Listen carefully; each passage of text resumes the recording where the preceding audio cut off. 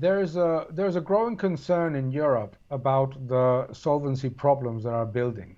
There's a tremendous number of furloughed jobs still, and numerous companies are very, very close to bankruptcy because of the shutdown of the economy, particularly in the service sector, but not just in the services sector.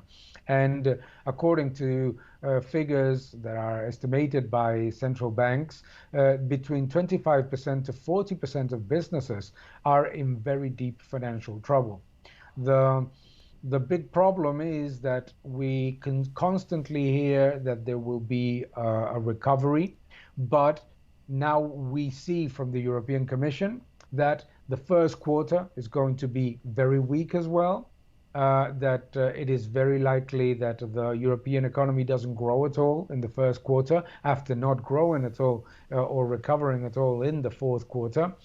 The more that these recovery estimates are brought forward, the riskier it is for the economy because those solvency problems, bankruptcies in small and medium enterprises, people in furloughed jobs that start to get in problems of delinquencies and mortgages and in credit and loans, personal loans provided because of the pandemic. So this becomes like a giant bubble that bursts once the recovery is actually happening. Why? Because by then the measures that have been taken to sort of hide under the carpet those problems, like the furlough job schemes, like the constant refinancing of zombie debt, etc., all those unwind when the recovery starts. So actually what you do see is that there is a big problem of rising non-performing loans once the recovery starts because the support given by governments finishes. And that happened as well in 2011, 2012 in the European economy. I think I misheard you, Daniel. You didn't just tell me that there was no growth in the fourth quarter of last year and they aren't expecting any growth in the first quarter of this year. I misheard, right? No, you didn't, unfortunately. No, you didn't.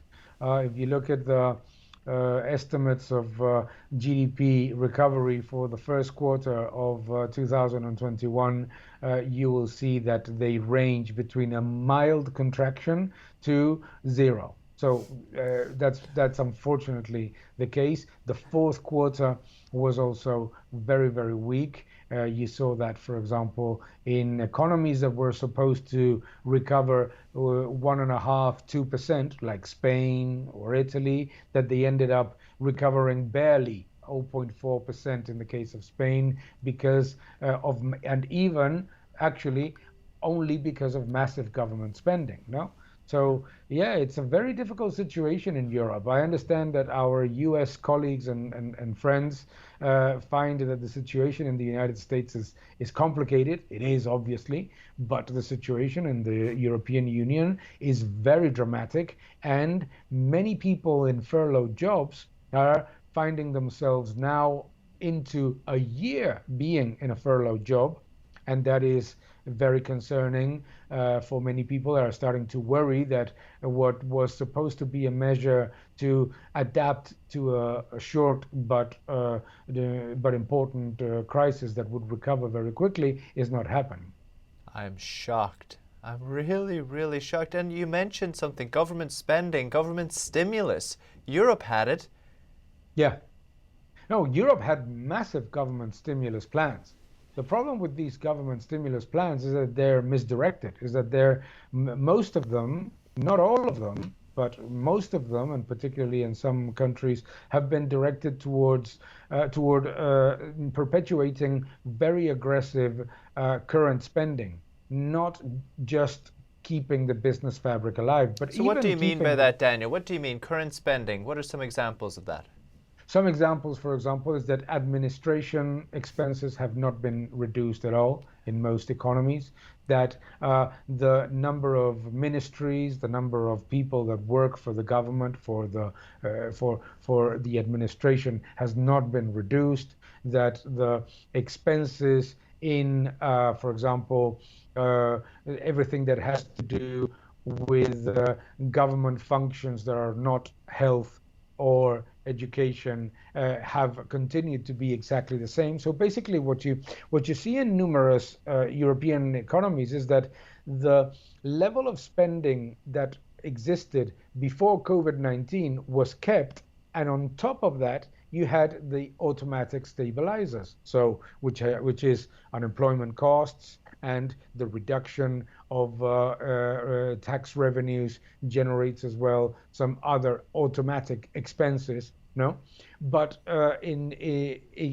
except for some countries like Germany that have put very aggressive measures to keep the business fabric alive, the problem is that the shutdown of the economy and the forced closures of so many businesses don't help in any way. So you have no, as much as you spend, there is you're still creating a massive hole in the economy because everything is closed down.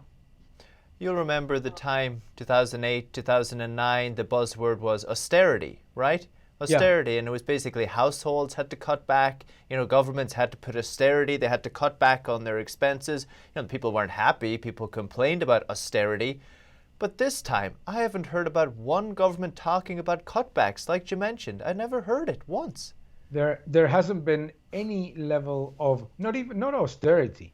There has been no level of mild government budget moderation. Huh?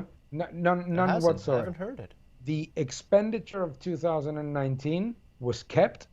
The expenditure rose in 2020 as well, before COVID-19, and from that elevated level, governments are spending a lot more.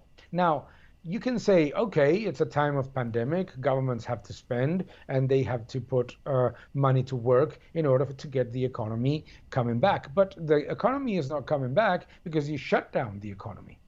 So what this massive level of government spending is doing very little to keep the economy alive. And at the same time, the government is spending a lot, and the solvency problem in businesses is building up. So what you create is a double imbalance that once that actually works like a pressure cooker, that it can explode very quickly once the umbrella of COVID-19 is not there to explain all of the problems anymore. Right now, you have many Eurozone countries that say, oh, well, yeah, the economy is not coming back because of COVID-19. It's because of the shutdowns. It's because of the decision of governments to close the economy. Well, yes, absolutely, it is. But the problem that is being created because of those measures is long term and creates massive ripple effects.